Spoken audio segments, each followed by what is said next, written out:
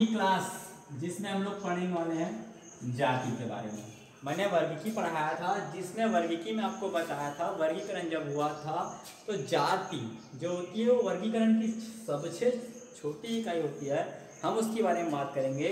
आधुनिक परिकल्पना के अनुसार वास्तविक में जाति है क्या चीज़, ये हम जानना चाहेंगे। जाति जो आपस में हम एक समान दिख रहे हैं, ठीक है। जैसे आप अपने आप में लेते हैं, हम सारे जो मनुष्य होते हैं वो एक समान दिखाई दे रहे होते हैं। कोई बंदर के जैसा दिख रहा होता है क्या? नहीं, ठीक है। तो इस प्रकार हमको ये मिलता है कि जाति में हम क्या होते हैं, आपस में समानता होते हैं। तो आधुनिक परिकल्पना के अनुसार मैं क्या बता रहा हूँ, आधुनिक, ठीक है, आधुनिक परिकल्पना के अनुसार जिसमें आपसी संकरण हो सके,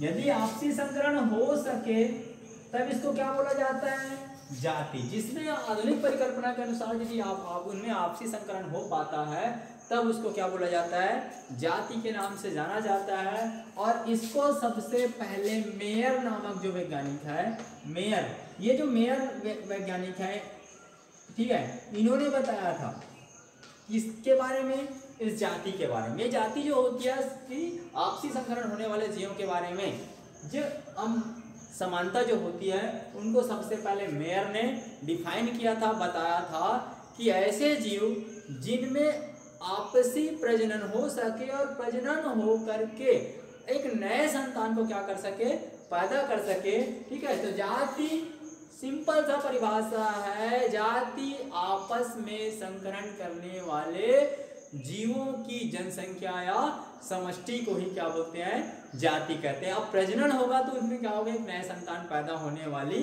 है, ठीक है। चलिए, इसमें होता भी है जब उसमें आपस में जब जाति है जिसमें प्रजनन होने वाले हैं तो उसमें जीन का प्रवाह भी होगा, जीन का प्रवाह होगा।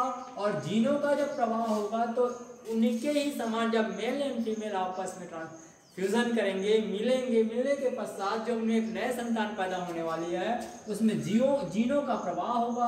क्योंकि हम जानते हैं कि जो हमारे अनुवांशा गति जिसमें होती है, जिसमें हमारे आनुवांशिक पदार्थ होते हैं वो एक समान होते हैं, जिसके कारण से हमारे लक्षण जो होते हैं कैसे रहेंगे, हूबहू रहेंगे, किसके समान, हमारे संतान के समान। तो इसमें जीन का प्रवाह होगा। अब हम लोग बातें करते हैं जिसमें से ये जो प्रजातियां होती है, प्रजातियां का मतलब भी क्या होता है, जाति होते हैं। जैसे हम लोग बात करते हैं कुत्तों की प्रजातियों के बारे में बात करिए, जातियों के ही अंतर्गत उनमें कुत्ते जो होते हैं वो कई प्रकार के दिखाई देते हैं, हालांकि वो कुत्ते ही के श्रेणी में आते हैं। मनुष्य में भी आता है, मनुष्य जो होता है वो निग्रो भी आता है, मंगोलियन भी आता है, और हम सामान्य मनुष्य जो होते हैं वो भी उसके अंतर्गत आता है। अब मैं आप पढ़ने वाले हैं हम लोग जाति के अवधारणाओं के बारे में। जाति की जो अवधारणा होती है उनको अलग अलग वैज्ञानिकों के द्वारा अलग अलग, ठीक है, तरीके से बताया गया है। मैं बता रहा हूं जाति की अवधारणा, ठीक है। तो सबसे पहले मैं बात करता हूं, इनको अलग अलग श्रेणियों में बांटने वाले हम, ठीक है, हम तो नहीं कर सकते सारा काम, कई सारे वैज्ञानिक जो होते हैं वो उनको अलग अलग तरीके से बांटा गया है। जिसमें से मेयर ने बताया था कि आपस में संकरण करने वाले जीवों को ही क्या बोला गया, जाति बोला गया। कुछ और वैज्ञानिक भी आए जिनमें पुनर्रूपण नहीं हो पाया, वो आपस में आपसी संबंध नहीं बना पाए, आपसी तालमेल नहीं बैठा पाए, तो उनको अलग से और परिभाषा मिला, तो वो अपने रूप से अलग तरीके से वो बताया गया, ठीक है। तो सब इनमें से तीन हमको, चार में हमको अलग अलग अवधारणाएं मिलती हैं, जिसमें से सबसे पहले आता है जाति का आकारिकी अवधारणा,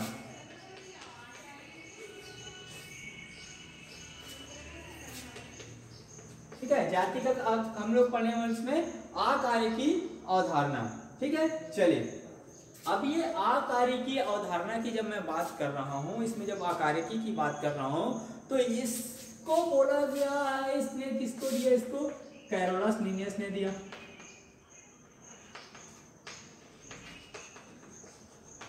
ठीक है। इसको कौन, किसने बताया, कैरोलस लिनियस ने बताया कि भाई जब एक समान जितने जीव होंगे, जो एक समान दिखाई देने वाले जीव होते हैं उन्हीं को क्या बोलने लगे, जाति कहने लगे, जितने सारे जीव होंगे जो एक समान दिखाई दे रहा होगा वो क्या कहलाएंगे, जाति। जैसे हमने सिंपल सी बात बताया कि हम सब एक समान दिखाई दे रहे हैं तो एक ही जाति के समूह में आएंगे।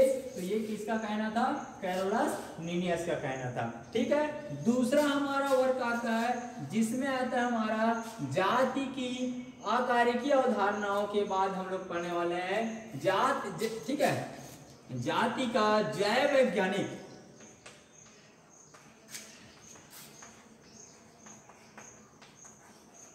वैज्ञानिक अवधारणा। अब जैव वैज्ञानिक अवधारणा जिसमें मैं पहले बता दिया हूं, जैव वैज्ञानिक मतलब प्रजनन से संबंधित होता है। वैज्ञानिकों ऑलरेडी अपने आप में इसको शुद्ध साबित करके बताया गया है, जिसमें फिर से वही आता है, इसको मेयर ने दिया था और मेयर ने क्या परिभाषा दिया था ये हम पहले जानते हैं, जिसमें ठीक है, जिसमें क्या होना चाहिए, वो आपस में क्या होनी चाहिए, प्रजनन कर सके, संकरण कर सके, उन्हीं को क्या बोला गया है, जाति की जैव वैज्ञानिक अवधारणा के अंतर्गत इसको रखा गया है। ठीक है, तो वे समूह जिसमें आपस में वो क्या कर सके, सहयोग कर पाए, तब उसको नाम दिया गया जाति की वैज्ञानिक अवधारणा। हमारा तीसरा टॉपिक है जिसमें जीनिक अवधारणा, जाति की होगी मान लिया जीनिक अवधारणा।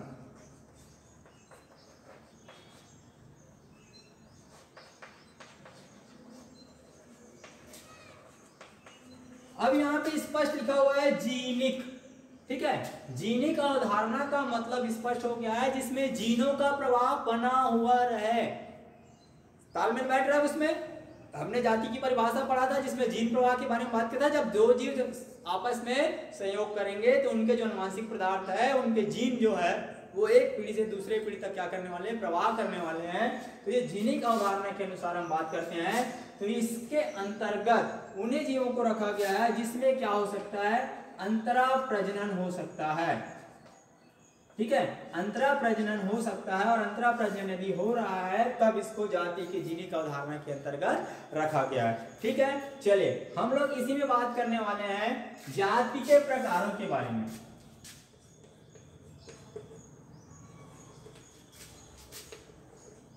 स्पीसीज, ठीक है, टाइप्स ऑफ स्पीसीज के बारे में। तो ये अलग अलग प्रकार के होते हैं, जिसमें सबसे पहले आता है एलोपैट्रिक।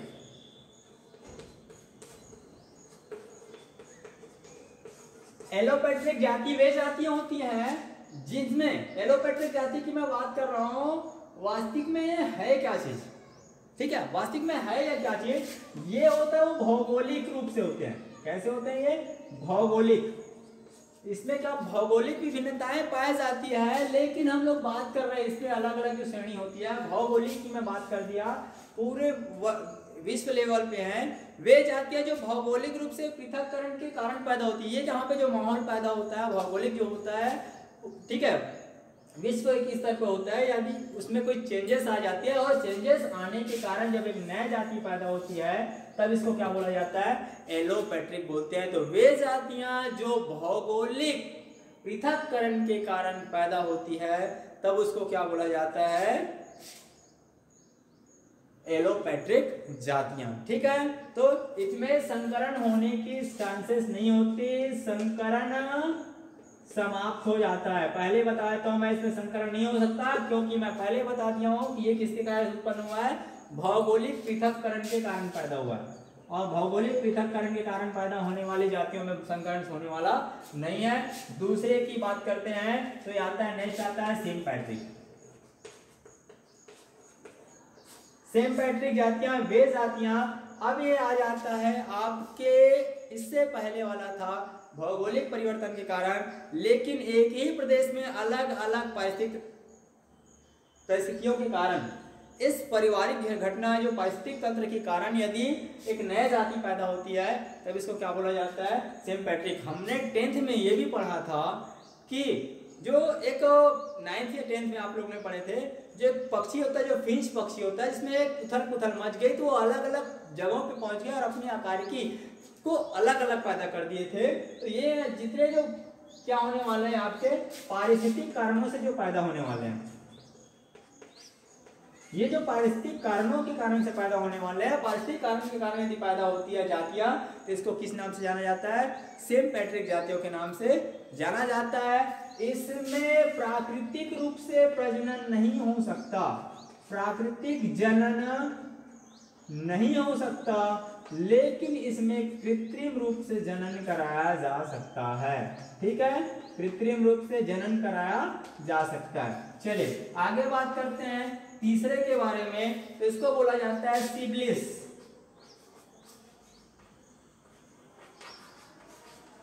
सिबलिस के बारे में बात करते हैं। इसमें क्या होता है, जो उस जाति का जो होता है, ठीक है, वे जाति जो आकार की दृष्टि से समान दिखाई देते हैं। कैसा बोला मैंने?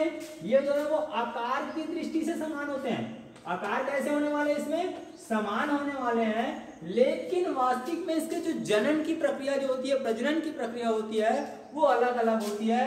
और जनन की जो की दृष्टि से कैसे होते हैं, ये भिन्न भिन्न होते हैं।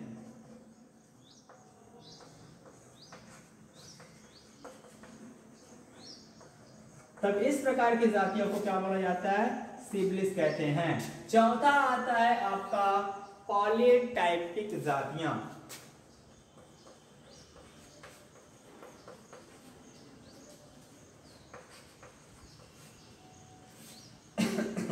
चलिए ये भी है, ये जो है आपका फर्स्ट टाइप का है, प्रथम टाइप का है, जिसमें भौगोलिक पृथक्करण के कारण ही, भौगोलिक पृथक्करण के कारण भी इसमें क्या होती है, पॉलीटाइपिक जातियां पैदा होती है। इसमें भी किसी भी प्रकार के संकरण होने के चांसेस नहीं होती है। तो ये आपको मिल गया है जाति के 4 प्रकार: एलोपैट्रिक, सिम्पैट्रिक, सिबलिस और पॉलीटाइपिक।